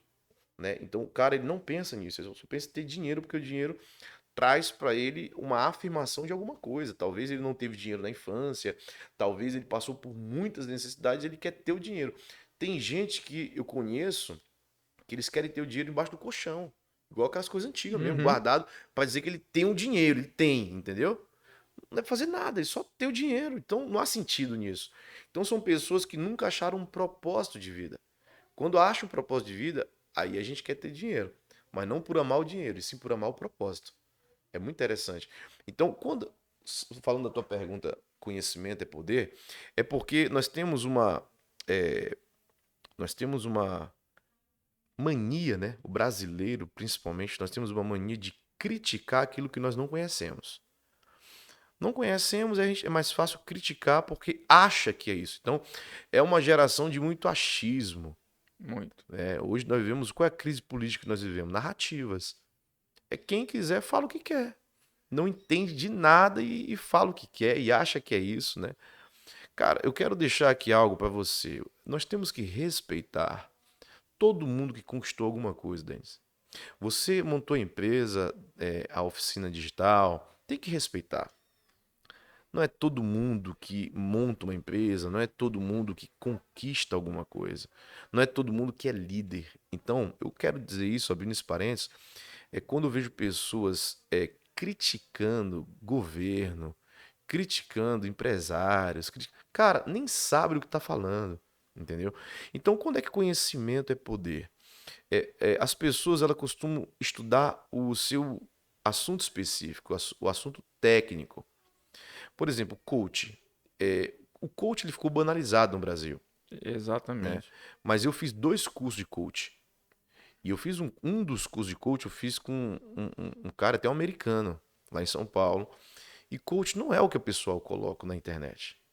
Existe uma diferença, você que está me vendo agora, tem um coaching e tem um mentoring, que chama, né? A mentoria e o coach. O coach, por que ficou banalizado, Denis? Porque um cara, digamos lá, vai, um exemplo, o José, o Zezinho. O Zezinho tentou tudo na vida, não deu certo em nada. Aí, de repente, por causa do avanço da internet, que é a tua área, de repente o Zezinho fez um curso de coach meia boca, que ele acha que é coach, não é. Aí ele começa a querer aconselhar as pessoas. Começa a querer dizer o que é o certo. Cara, não tem nada a ver. Primeiro que coach não aconselha ninguém. Para você entender, o coaching, ele não diz... O curso de coaching mesmo, ele é proibido, o coach, ele é proibido dizer o que você tem que fazer. É? É proibido. Então, o coach, Então tá totalmente errado, né? E completamente olha que eu, errado, eu, eu, entendeu? eu Então, por exemplo, o sigo coach, alguns coaches o muito coach, o coach de mesmo, né? referência. É porque os caras, aí já tem o outro, né? Os caras fazem curso de mentoring. Mentoring, aí o cara da mentoria, ele diz o que tem que fazer, só pra você entender. O mentoring, ele é um mentor. Por exemplo, você se torna uma autoridade na área digital, no Brasil e tal, tal. Então, você vai dar mentoria é uma coisa, e coach é outra. Então, eles chamam de quem usa mesmo um coachitório, que é como se fosse um consultório de coach, coachitório, existem as sessões. Então, você diz para mim, então eu tenho ferramentas e perguntas para fazer você chegar ao seu resultado. Então, é mais ou menos assim. Eu começo a saber o que você quer, eu faço um diagnóstico bem ampliado, eu digo, Denis, mas e isso? Por que você não, o que você acha que te levou a isso? Aí você começa a dizer, então, mas você disse isso. Então por que você acha isso aqui? Aí você começa a dizer. Depois que ele começa a diagnosticar, ele começa a mostrar para ti que você tem a resposta daquilo que você quer. Aí ele te passa uma ferramenta, tá aqui, ó. Essa ferramenta é Vai te isso, isso ajudar. e isso. Para você ver, é basicamente um diagnóstico, ou seja, você tem a resposta daquilo que você quer. É claro que tem pessoas que viajam na maionese e não têm sonhos, eles têm ilusões, né? Aí também ele tem que Quer que o coach faça alimente as milagre, suas né? ilusões. Ilusões, exatamente, aí não dá. Mas o coach mesmo, Tem um papel eu importante. nunca exerci a profissão coach, né? Mas eu fiz o coach por conhecimento. Uhum. Então eu não chego na internet dizendo que coach é bobagem, porque não é. O coach, o Jesus foi um coach. Jesus, ele foi um dos maiores coaches que existe. Por quê, pastor? Porque, presta atenção, basicamente o que o coach faz é o que Jesus fazia. Se você pegar a Bíblia e perguntar, as pessoas perguntavam, Senhor, o que dizes tal coisa? Ele não respondia diretamente. Ele não dava o conselho ou a mentoria. Ele fazia o quê? Ele fazia uma outra pergunta. Respondia com uma pergunta, né? Entendeu? É isso que o coach faz. Por, Fazia as por- pessoas pensar. o que existe são pessoas se passando por coaches. Aí banalizou. Aí o que acontece no Brasil? Como não teve uma agência para regulamentar isso, se tornou um curso que qualquer um pode dar. Eu quiser montar um curso de coach, eu faço hoje. Eu sou coach, eu posso dar um curso de coach. Só que as pessoas, elas têm no Brasil o famoso analfabetismo funcional. A pessoa lê, ela não consegue interpretar um texto, quanto mais um curso. Então, numa turma de 30, talvez, a teoria de Pareto funciona muito, que é 80-20, né? Você vai ver 80% das pessoas não entendendo nada e 20% entendendo. Então, essa galera que não entendeu nada vai chegar na cidade dele, no lugar, olha, sou coach e tal, e começa a querer dar curso, não entendeu nada. Aí ele é ansioso, ele não tem uma inteligência emocional. Aí ele acha que ele sabe o que é o melhor para ti, ele diz o que tem que fazer, aí dá problema. E é um cara que nunca construiu nada. Aí por isso que ficou banalizado, E na entendeu? internet todo mundo é bonito, né? O cara bota Tudo um é pano de lindo. fundo, uma câmera aqui, não sabe não onde é que o cara tá Não gravando, sabe, monta um não cenário. sabe as contas do cara. Aí o E... cara troca o carro dele com o carro todo financiado para dizer que ele tá dando certo. É marketing, né? É Uhum. marketing. E há quem compre isso, né? Então, essa questão do conhecimento, ele, de fato, ele é poder quando você busca o conhecimento certo, né? E não se deixe levar por qualquer vento. Todo conhecimento, eu costumo dizer que ele é válido, né? Por exemplo, se você quer, sei lá, quer ser um médico, cara, não estude só medicina, estude sobre liderança, estude sobre o que o médico precisa ter muito hoje? Inteligência emocional. Cara, vai estudar o Paulo Vieira aí, a galera boa sobre inteligência emocional, porque vai precisar. Um, um piloto de avião, inclusive eles faz parte hoje. Eu conversei com um piloto de avião e disse que há alguns anos já faz parte do currículo deles a administração, a gestão propriamente. Por quê? Porque o gestor ele toma decisões mais rápidas. E um piloto de avião tem que tomar uma decisão rápida. Ele não pode ficar pensando muito. Então, quando você tem conhecimento abrangente sobre muitas coisas, todas as decisões, tudo que você vai fazer, o pensamento vai um pouco melhorado, vai mais polido. Então, por isso conhecimento é poder. Você consegue fazer coisas, poder, ou seja, você pode fazer mais coisas do que outros que não estudaram. Eu não estou falando só de fazer uma faculdade, uma pós-graduação, eu estou falando de ler. Né? Para mim, por exemplo, o maior cientista, se eu posso chamar de cientista político e filósofo, um cara que inspira muito é Olavo de Carvalho. Olavo de Carvalho, ele é um autodidata. Perguntam para ele, professor Olavo de Carvalho, por que ele não tem uma graduação? Por que você não fez uma graduação? Ele diz, porque eu vou aprender com os caras que eu sei que não sabe. Então é interessante, porque ele é muito antigo e tal, ele entende muito Uma sobre dessa é política. Então ele não fez porque ele entendeu que os caras não sabem. Então nem sempre a academia, né, o curso superior, nem sempre os professores estavam certos a respeito de tudo. Então não busque só o conhecimento técnico, o conhecimento específico. Para você ser um profissional de alta performance, você precisa ter outros conhecimentos que possam completar a sua vida. Inclusive o filosófico, hoje que é muito desprezado. O que é o filosófico? É algo interior, é você estudar algo interior, é refletir sobre o homem interior. Isso não tem a ver com religião, mas como as pessoas no mundo, e não é só no Brasil, hoje é muito materialista. Se você não estiver fazendo alguma coisa que te traga um resultado visível, parece que você não está fazendo nada. Não param 1 hora de tempo, 2 horas de tempo para tentar refletir, concentrar, meditar, fazer uma reflexão. Isso é algo interno. Isso é algo para dentro, é crescer para dentro, né? Eu faço muito isso com a Bíblia, né? Com os evangelhos, é crescer para dentro. E tanto é que hoje fala-se muito de fake news e existe várias. Por que existe muita fake news? Porque o cara lê o título e compartilha aquilo. Nem sabe o que está Ele, acontecendo. ele, ele não clica, não lê a matéria. Os blogs agora estão com matérias curtíssimas. Antigamente era, sei lá, 30, 50 linhas, agora é 4 linhas. E as pessoas ainda não O leem. cara não vai pesquisar um pouco mais, né? Nós temos, como eu falei um pouco antes, nós temos a tendência de criticar o que não conhecemos. Então a gente não vai perguntar o porquê, perguntar isso, aquilo, né? Por exemplo, os cristãos, em linhas gerais, tanto o evangélico quanto o católico, estão sendo taxados de bolsonaristas. E não tem nada a ver com ser bolsonarista. Não tem nada a ver com partido político. Né? Então, a gente precisa entender um pouco mais sobre isso, né? Então, quais são as linhas, quais são os princípios que regem o cristianismo, né? O outro lado, ele é totalmente antibíblico. Então, não tem como um cristão, se você tiver duas escolhas, como é que o cristão vai votar no outro lado? Não dá, É porque é complicado. antibíblico. São pessoas que são a favor do aborto, da erotização infantil, são a favor da pedofilia. Pastor, você está ficando louco? Não, não tô. Existem leis, projetos de leis que, graças a Deus, que não passa no Congresso Nacional. Mas você precisa ver sobre isso, porque quando tenta baixar a questão, esses dias estava tentando colocar, eu esqueci o nome do projeto de lei, mas era como se fosse assim, o adolescente de 12 anos poderia se Uhum, relacionar eu vi. sexualmente, né? Então, assim, é loucura isso. Então, todas essas coisas quando acontecem, cara, se no Brasil já tem, e principalmente na nossa região, região norte, o Pará, o abuso, o estupro é muito comum, infelizmente, isso até é familiar. Tem regiões ribeirinhas aqui, Denso, os ribeirinhos aqui depois de Belém, né, nessa região dos ribeirinhos, existe uma cultura familiar que o pai introduz a filha na vida sexual. Olha que loucura, cara.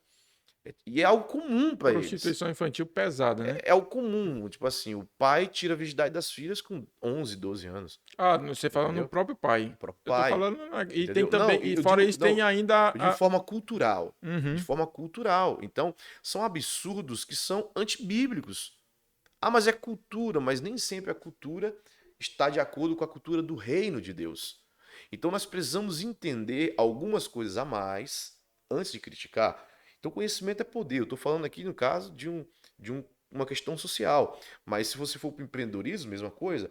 Eu conheço muitos empreendedores que montam empresa e não conseguem ter uma permanência 2, 3, 4, 5 anos, eles quebram. Por quê? Porque eles não aprenderam a administrar o seu tempo, não aprenderam a administrar o seu dinheiro e, pior, eles não conseguem liderar equipes. E eles quebram. Ou não são bem-sucedidos. Então, outros conhecimentos para fazer aquilo ser bem-sucedido é algo que nós precisamos. Nós precisamos ler. Né? Nós lemos muito pouco, nós precisamos ler. Precisamos aprender, precisamos fazer curso, precisamos ouvir pessoas que interessam, entendeu? E conhecimento é poder, cara. A gente pode ficar falando o dia inteiro sobre isso aqui. Conhecimento é poder, né? Traz poder para quem lê. O pastor Josué, que é o meu mentor, ele tem uma frase que ela é forte, mas ela é verdadeira. Vai, vai. Ela diz assim: Pega a visão aí, galera. Pega aí. Pega essa visão aí, vai se lá. você não lê porque você não quer, você é pouco diferente daquele que não lê porque não sabe, Dá até pra repetir, né? né? Aquele que não lê porque não quer, ele é pouco diferente daquele que não lê porque não sabe. Ignorância do mesmo jeito. Então, nós precisamos ler. Vamos ler, vamos ler. Vamos aprender um pouco mais. Vamos parar de. Leia pessoas que você também não gosta, né? Tipo assim, quer aprender sobre um assunto? Vai ler. Eu tenho Importante, né? uma, Não pode ler só sobre o que gosta, né? É bom ver o outro lado, né? Para você saber mais ou menos o que que é. O Então, que tá rolando por lá do outro exemplo, lado? tem uma deputada que eu admiro muito aqui no Brasil, se eu não me engano, é de Santa Catarina. É a Ana Campagnolo. Ana Campagnolo, ela começou um movimento contra o feminismo. Mas você que está me vendo, antes de você ficar chateada, você que é mulher, eu não estou falando do feminismo de não defender a mulher. É o feminismo, a militância feminista. Aquilo que eles pregam, que não é verdadeiro. Sim. E ela fez uma postagem que eu achei muito interessante. Ela disse: o que que eu devo ao feminismo no Brasil? Eu devo porque elas me fizeram conhecida. Ou seja, Ana Campagnolo fez um livro antifeminismo, que eu esqueci o nome, mas você pode procurar Ana Campagnolo. É o livro mais vendido no Brasil sobre feminismo. Então, assim, é interessante as pessoas lerem outro lado, mesmo que não concorde, vai ler Uhum. um pouquinho É mais para entender, importante. né? A minha esposa, ela lê muito isso. Então, eu tô te falando isso baseado inclusive no que a minha esposa falou. Ela foi ler as criadoras do feminismo de décadas atrás. Então, ela viu, aí vai ver a história dessas mulheres. Vai ver o que elas pregam no livro. Cara, se toda feminista lesse os livros delas, da criação, elas deixavam de ser feministas. Porque são alguns absurdos que não tem Não tem lógica. como. Não tem lógica. Então, por isso conhecimento é poder. Nós precisamos aprofundar um pouco mais e não ficar ouvindo narrativas, não ficar ouvindo aquilo que a pessoa diz que é. Ah, fulano disse. Quem disse? Pô, Por que entendeu? disso? Então, Tem no é, mínimo esse questionamento, né? eu eu Preciso. falo isso até no meio No cristão, mínimo. Denis. Até no meio cristão. O que a gente prega muito lá na igreja? Cara, leia a Bíblia. Se a Bíblia é o manual de fé do cristão, por que muito cristão hoje é enganado? Porque não lê a Bíblia, cara. Porque se lesse a Bíblia, pastor não enganava. Nenhum pastor enganava. Nenhum líder enganava. Só que os caras não leem a Bíblia. Não sabem o que é o evangelho. Não sabem a história judaica cristã. Aí é levado por narrativas, por críticas, por não sei quem, por sei o que lá. Aí por quê? Porque não lê a Bíblia. Inclusive, o Douglas tem é genial. É genial aquele quadro que ele fala assim: você entendeu errado. Exatamente. São Ele vai com coisas. Saulo, né? É genial porque são coisas que você fala assim: caramba, cara. Teve algumas lá que eu falei assim: eu entendi errado mesmo. Entendi muitos anos Interessante. errado. Então, já assisti até alguns, várias vezes, e estudei com base naquele. Então, assim, tem muita coisa boa, né, Tem pastor? Tem muita coisa muita coisa boa. boa na internet, né? Muita coisa Tem boa. muita coisa ruim A gente também, tem que mas seguir uma galera, assim, quando eu digo ler o outro lado, ver o outro lado, é só pra gente saber o que eles estão falando. Mas não siga, né? Eu parei de seguir no Instagram muita gente que fala bobagem, ou fala muita futilidade. Eu parei porque quando você vê que ele tá tomando conta de você, cara. Então, siga pessoas que realmente são inteligentes, siga pessoas que podem te agregar alguma coisa. Eu tenho algo comigo, né? Aprendi com o meu pastor. Eu sempre estou falando do meu mentor, né? É muito interessante você ter mentor por causa disso. Você aprende algo com ele. E ele tem algo com ele e eu tenho isso para mim. Eu peguei para mim alguns anos atrás. Se todos que se aproximam de mim, eles saem melhor ou pior, isso é né? um, um, Então eu um tenho um ponto, né? compromisso de fazer com que as pessoas que estejam próximas a mim saiam melhores, saiam desafiadas, incomodadas. Agora você tem um amigo que você gosta muito, chega lá dele, ele fala mal da vida de todo mundo, você sai ruim, cara, se sentindo mal. Para de andar com essa pessoa. Para de andar que não tá te fazendo mal, cara. Show de bola. Olha só, já estamos com quantos minutos aí, Nicolas? Meu Deus. 1 hora e 15 minutos, mas eu não queria parar aqui, não. Eu queria dar mais 10 minutinhos só aqui. Então vamos mais 10 minutinhos aí, que senão Divide ele na 3 aí, Nicolas. Bota aí o como é que pessoal tá vai, 3. vai enjoar da gente aqui. É. É o seguinte, muita coisa. Tá vendo como é que. Mas o Pastor Igor tem um projeto muito bacana. Quero que a gente fale sobre o SOS, só um pouquinho do SOS. É algo que extremamente importante, eu acho que merece uma atenção. E você fala muito sobre a cultura do reino nas 7 esferas. Muito Quais bom. são as 7 esferas? Explica um pouco isso aí. Denis, ontem mesmo eu estava falando para algumas pessoas da igreja em Belém. Eu sempre faço aula de integração para novos membros. Eu estava explicando sobre isso. Eu não vou lembrar de cabeça as 7 esferas, mas vou explicar o que que é. Nós cremos que a Bíblia, a igreja, se chama de cosmovisão bíblica, né? O que que é? É nós, como cristãos, implantarmos a cultura do reino de Deus onde nós estivermos. Eu tenho conversado com algumas pessoas, por exemplo, das 7 esferas da sociedade, tem, por exemplo, a família, que nosso ministério, Uhum. com todo respeito e modéstia à parte, nós somos especialistas no É Brasil. muito bom. E família não envolve só o casal, inicia no casal, Uhum. mas tem todo mundo da família. Família, como a família, para mim, é a mais importante na 7 esferas, por quê? Porque uma família transformada, a sociedade é transformada. Uma família bem estruturada, existem vários dados aí de. Não dá tempo de falar, mas, por exemplo, meninas, moças, criadas sem pai, sem a figura do pai, sem a afirmação do pai, elas entram na vida sexual mais cedo. Meninas sem a figura do pai, elas têm a tendência de, e meninos também, de não se formar num curso superior. São dados, são estatísticas. Os meninos, rapazes, sem a figura Interessante. do pai, eles não têm. Eles têm um problema de eles. Sabe aquelas pessoas que começam e não terminam nada? É porque não teve a afirmação do pai. Então, uma família bem estruturada, ela é boa para a sociedade. Vão formar pessoas melhores para a sociedade. Essa é uma esfera. Outra esfera, a igreja, que é exatamente o que eu tento exercer hoje. É uma influência na sociedade. A gente pega, tem vários pastores, João Calvino, por exemplo, ele foi um dos homens responsáveis por muitas leis, na época do concílio, lá, a lei de Genebra. Um homem que influenciou através da igreja, ele mesmo, uma influência em leis para o país, cara. Então, assim, eu acredito em presidentes da República, governadores de estado, prefeitos que tenham pastores como conselheiros. Por quê? Mas pastores idôneos, sem partidarismo político. Quero deixar claro isso aqui, né? Eu sou contra o pastor da igreja ser candidato político. Eu acho que são duas vocações diferentes. Eu não vejo problema um auxiliar. O cara é pastor auxiliar, vai ser candidato, não vejo problema. Agora, o pastor da igreja, não, ele não pode. Ele é uma coisa ou outra, né?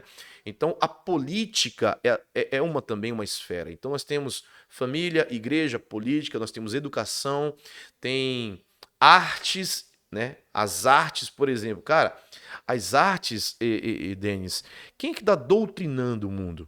Hollywood, cara. O cinema. Então, nos Estados Unidos tem a BV Filmes, outros que já se levantaram para influenciar. Tem até um programa que eu tenho ele aqui no celular.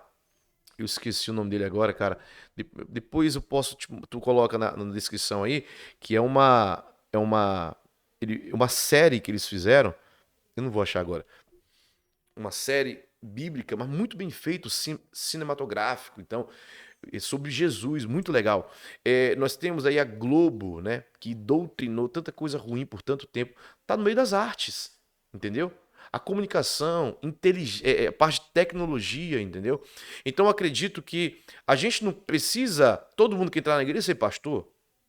Não precisa todo mundo ser pastor. O que você precisa ser, por exemplo, na área da economia, né? Eu vim dela, economia. O empresário bem-sucedido que implante a cultura do reino de Deus na sua empresa.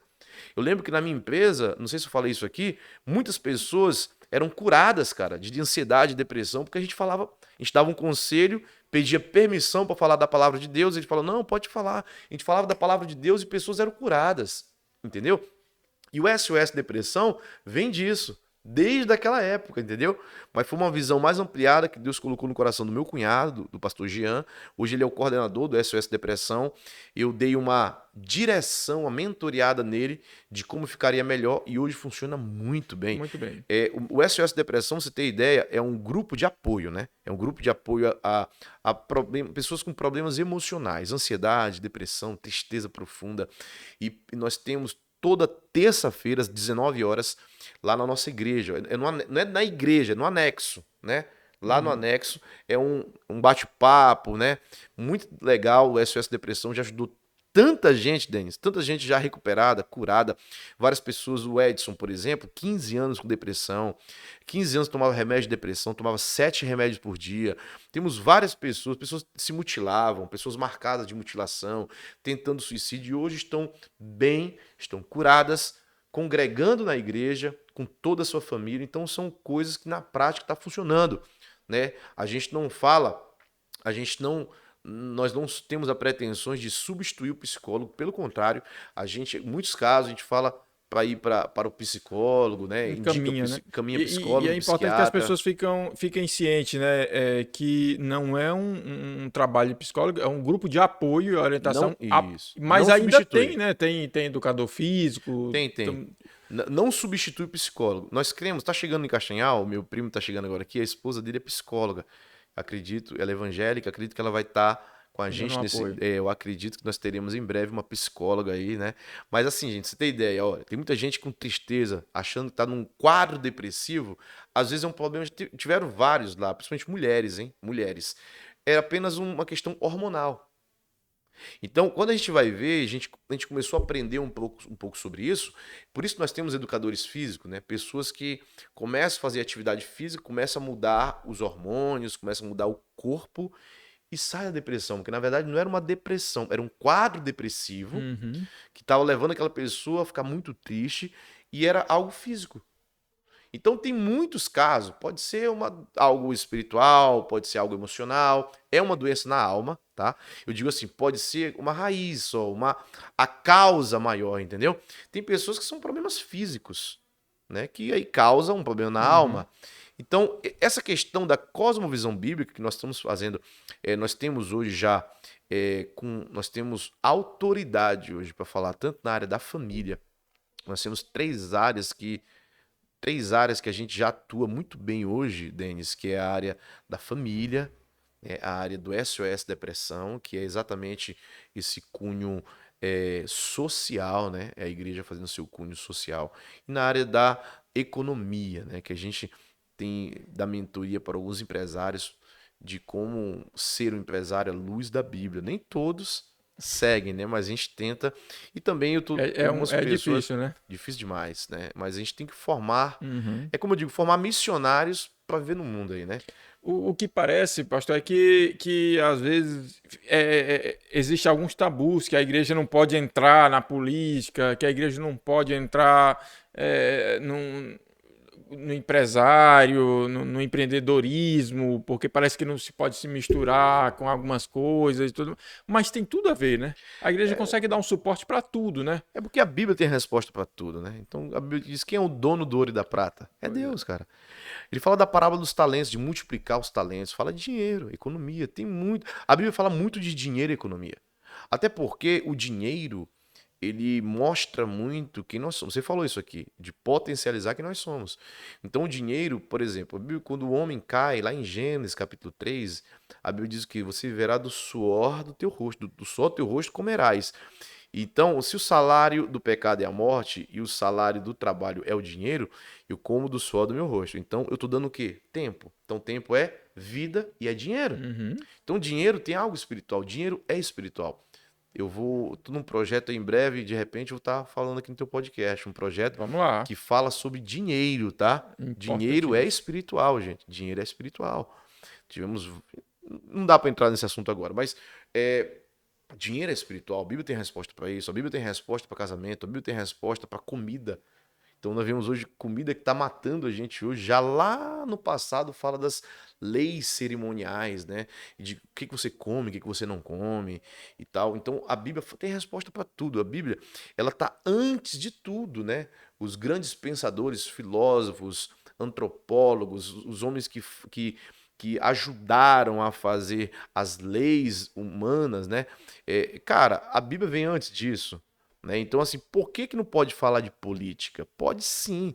Nós entendemos que as melhores leis, né, foram criadas exatamente por causa da Bíblia. Né? Países com raízes protestantes, se pegar na história, eu estou falando de estatística, você pode pesquisar. Países que lá atrás eles até apoiaram Martinho Lutero, naquelas teses de Martinho Lutero sair do catolicismo e tal. tiveram países, fazendeiros, grandes homens de negócio da época que apoiaram Martinho Lutero. E a partir disso, veio alguns países terem o protestantismo como raiz no seu país, né? E esses países são hoje muito bem-sucedidos, cara, né? A gente tem que perceber por que são bem-sucedidos, porque eles seguem princípios bíblicos. Por que o judeu ele é tão rico? Os caras mais ricos do mundo são os judeus. Seguem princípios bíblicos. Então, tava estudando sobre isso esses dias e, de fato, os caras são os caras que mandam na América, são os judeus, né? A América é rica, mas por trás são os judeus, cara. Entendeu? E me fugi aqui, rapaz, do que eu ia falar. Mas, assim, às vezes, as mesmas pessoas que falam que o dinheiro não traz felicidade, é a mesma pessoa que fala que eu não me envolvo em política. É difícil. Como é que não se envolve em política? Não tem como. Não tem como. A Bíblia o cara pode não gostar e não falar, mas ele está envolvido. A política, ela envolve toda a nossa vida. Imagina aí, cara, a gente viu agora no lockdown. Cara, que absurdo. Pessoa sendo presa porque estava em praça pública. Isso é política. Sim. Entendeu? Por quê? Porque alguns entenderam que tem mais poder do que o outro, cara. E mandaram prender. Onde é que é esse visto? Prender. Então, cadê a Constituição nos dá direito à liberdade, né? Do ir e vir, a liberdade de expressão. Então, de uma forma política, estão tentando tirar isso da gente. E aí você diz, não é para se envolver. Se não se envolve, afeta a tua vida, afeta a minha vida, afeta todo mundo. Então, o que a Bíblia fala de política? A Bíblia fala que princípios bíblicos, nós estamos aqui para servir algo maior. Temos que cuidar da terra, temos que cuidar da saúde, temos que cuidar do ser humano. Então, se a gente pensa no próximo da terra, a gente vai falar de ruas limpas, de saneamento básico, a gente vai falar de a educação. Todo mundo gosta disso aí, né? Então o cara tem que falar. Política, cara, entendeu? Então, se a gente vai falar por exemplo, da família, né? Como a célula máter da sociedade, a Bíblia já fala de família, que foi Deus que criou a família. Então, como deixar o Estado mandar na família? Saiu agora, você pode ver agora, hoje é dia 21, né? Estamos no dia 21 de agosto. Saiu agora, esses dias, uma lei na Escócia, cara. A Escócia é um país de primeiro mundo. Saiu uma lei na Escócia de que meninos de 4 anos de idade, 3, 4 anos de idade, pode escolher o gênero que ele quer escolher e o nome que ele quer usar e ninguém pode falar nada. Sem os pais, o pai não pode se meter. Então, se um menininho de 4, 5 anos disser, eu sou Maria, por exemplo, e quero ser chamado de Maria, todo mundo na escola tem que chamar ele de Maria. Onde já se viu isso, cara? Então, isso é muito sério. Isso vem de onde? Da política, entendeu? Do Estado. Então, política, nós precisamos nos meter sim. Temos que conversar sim à luz da Bíblia. O que a Bíblia pensa sobre isso, entendeu? Show de bola. Eu acho que agora a gente vai parar. Tem que parar. É muito assunto, né? Dá pra dividir em 3, né? Foram muitos assuntos aí. Olha só, você que assistiu até agora esse podcast, muito obrigado pela sua companhia. Peço novamente aí, coloca aí do Instagram do pastor Igor. Temos Igor Ximenes. Esse é o nosso. E aí vai ter o do pastor Igor. Segue ele lá. Igor com H, Igor muito Ximenes. Bacana.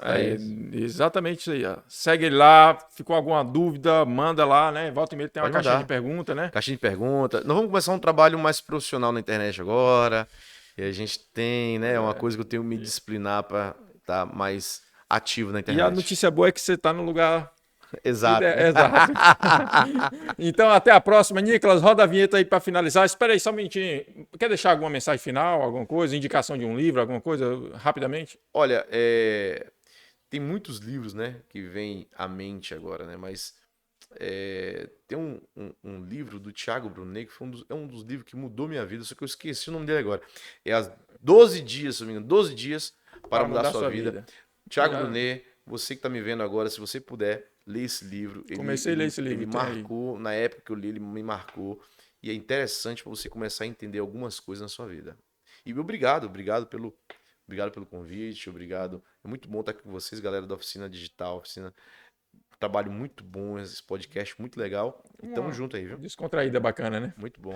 Beleza, então até a próxima, galera. Valeu! Roda a vinheta, Nicolas, e finaliza.